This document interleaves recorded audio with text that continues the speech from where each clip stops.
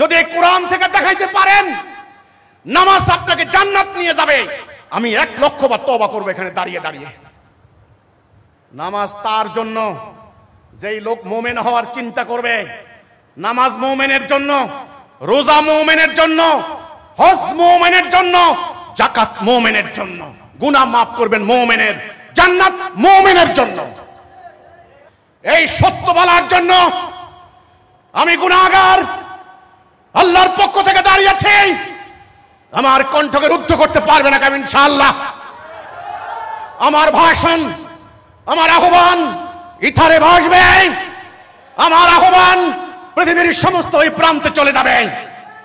আমি আল্লাহর মনোনীত, আমি দাঁড়িয়েছি তাওহীদের পক্ষে, মানব জাতিকে ঐক্যবদ্ধ করার জন্য।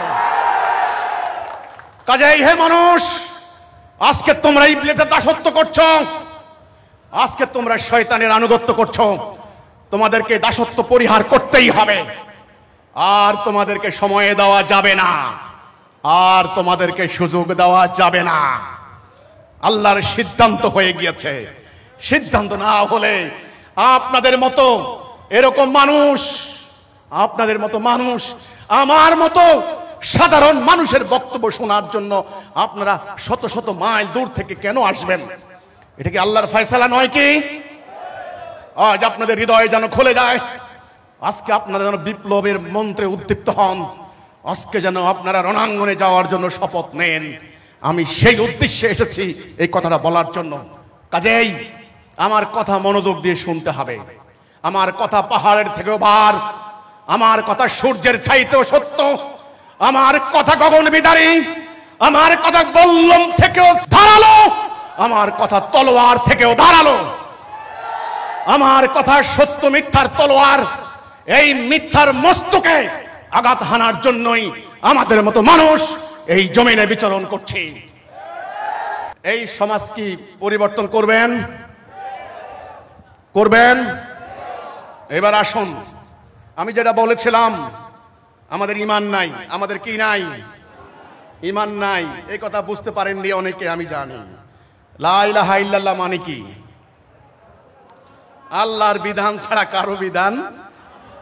বাস্তবে আমাদের দেশ, আমাদের সমাজ, আমাদের রাষ্ট্র, আমাদের এই দুনিয়া আল্লাহর বিধান দিয়ে চলে। আমি আমার দেশের কথা বলি। আমাদের কোর্ট কাছারিতে এই যে বিচার ফয়সালা হয়, বিচার হয়, এটা কি ব্রিটিশের আইন না আল্লাহর আইন? কেন? আল্লাহ কি আপনার ওই অপরাধের বিচার করার জন্য কি আল্লাহ আইন দেন নাই? সেটা বাদ দিয়ে আমরা ব্রিটিশের আইনে বিচার করছি। 1 2 সুদ আল্লাহ কি হারাম করেছেন না জায়েজ করেছেন? হারাম। সেই সুদ ভিত্তিক অর্থনীতি আমাদের অর্থনীতির বুনিয়াদ। সুদী মহাজনরা রাষ্ট্র চালায়, সুদী কারবারিরা আপনাকে ঋণ দেয়, সুদের উপর দাঁড়িয়ে আছে পুরো জাতি। অর্থনীতি কিসের? সুদের। তাহলে এটা আল্লাহর অর্থনীতি না মানুষের তৈরি অর্থনীতি? এখন মুশকিল হয়েছে, আমাদের মুহতারাম মুসল্লিয়ান ইকরাম ওনারা তো মনে করেছেন, ওনাদেরকে একটা জাল হাদিস শিক্ষা দেওয়া হচ্ছে, নামাজ জান্নাতের চাবি, নামাজ পড়তে পড়তে জান্নাত চলে যাইবা, যত কিছু করো নামাজ পড়ো, বাস। দুনিয়া নিয়ে ভাবনার কোনো টাইম নাই, অর্থনীতি বিচার নিতে নিতে কোনো ভাবনার কোনো টাইম নাই। মুসলমানদের এই দুর্গতির মেইন কারণ, মেইন রিজন, আল্লাহ কোরআনে বলেছেন, তোমরা কি সিদ্ধান্ত নেবে যে আমার কিছু মানবে কিছু মানবে না? আফাতুমিনুনা বিবাদিল কিতাবি ওয়া তাকফুরুনা বিবাদ। কিছু মানবে কিছু মানবে না। এই কোরআনের অর্ধেক, উদাহরণ দিচ্ছি আমি, এই অর্ধেক আপনি বললেন এই অর্ধেক আমি মানি আর এই অর্ধেক মানি না, এটা কি আপনি হবে? ঈমান হবে? আপনাকে কেউ ঈমানদার বলবে? তো আল্লাহর কিছু মানলেন কিছু মানলেন না, এটার নাম শিরিক। এটার নাম কি? শিরিক। সকল আলেমরা জানেন, সকল মুফতি মহোদয় জানেন, সকল শায়েখরা জানেন, মুফাসসিররা জানেন, ইসলামের মধ্যে সবচেয়ে জঘন্য গুনাহ হচ্ছে শিরিকের গুনাহ, যেটা আল্লাহ মাফ করবেন না।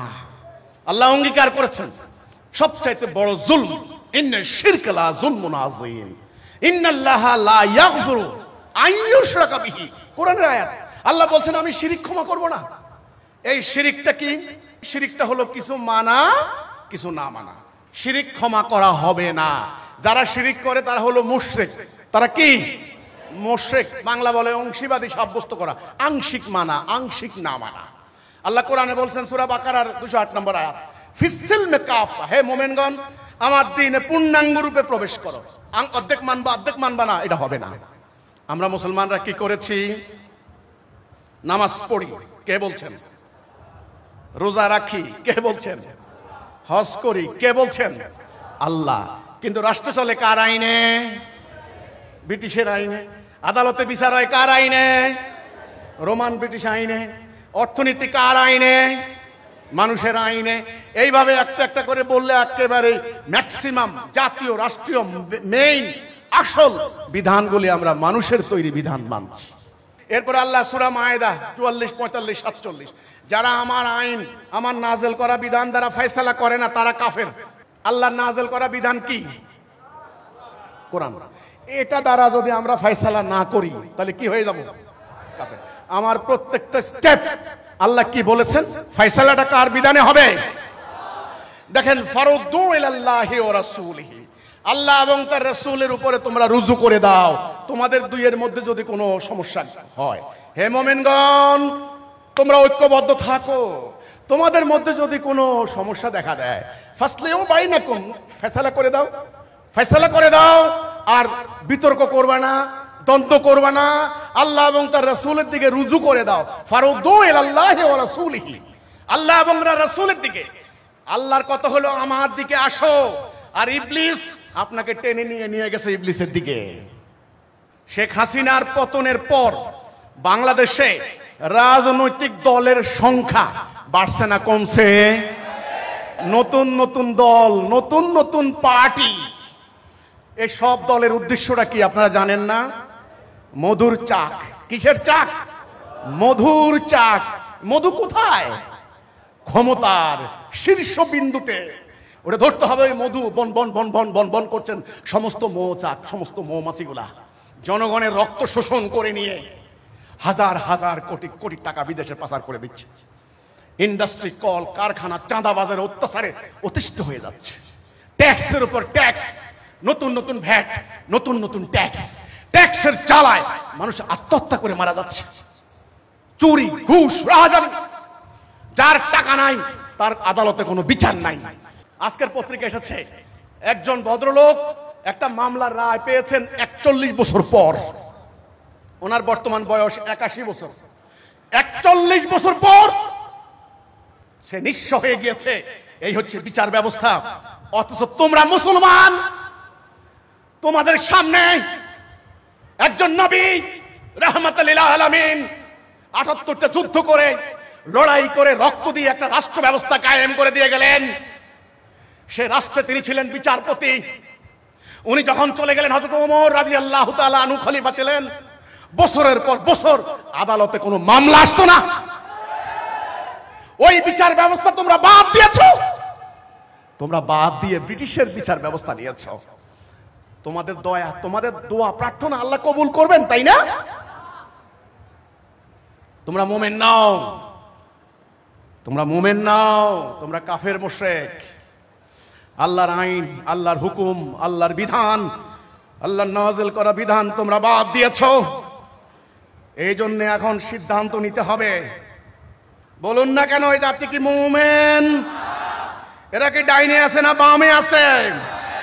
এরা কি আল্লাহর আনুগত্য করে না ইবলিসের আনুগত্য করে? এখন এদের ভেতরে এই অশান্তি, বাহিরে মাইর, এখান থেকে বাঁচার জন্য উপায় কি আপনারা বলেন?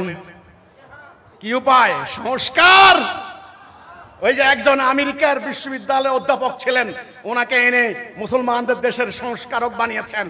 আমরা বলেছি কোন সংস্কারে শান্তি আসবে না। নতুন নতুন দল করেন, আসবে না। আবার কেউ বলছেন আগামী দিন fair and free participatory election হলে শান্তি আসবে। গ্যারান্টি দিয়ে বলুক, ফেয়ার ইলেকশন কে দেশে হয় নাই? এই ভাই, ফেয়ার ইলেকশন কে দেশে হয় নাই? হয়েছে। আমি আসমান থেকে আসি নাই, আমি এই সমাজের একজন সতর্ক লোক, সজাগ লোক। ফেয়ার ইলেকশন হয়েছে, অ্যাকসেপ্টেবল ইলেকশন হয়েছে, পার্টিসিপেটরি ইলেকশন হয়েছে। কিন্তু ফেসিবাদ কি হয় নাই? অর্থ পাচার কি বন্ধ হয়েছে? দুর্নীতি লুটপাট বন্ধ হয়েছে? হবে না। আমরা বলেছি চলমান বিদ্যমান কায়েম থাকা এই ব্যবস্থা একদম সম্পূর্ণ বাদ না দিলে শান্তি আসবে না। বিদ্যমান চলমান কায়েম থাকা বর্তমান জীবন ব্যবস্থা যেটা দিয়ে আমাদের রাষ্ট্র সমাজ চলে, এটার পরিবর্তন না করা পর্যন্ত শান্তি আসবে না। জমি পরিষ্কার করতে হবে। সব আগাছা, নানান কিসিমের ঘাস, ঘাসের এক এক নাম। আসলে আপনার জমি নানান ধরনের ঘাস দিয়ে ভর্তি। এই জমি পরিষ্কার করতে হবে।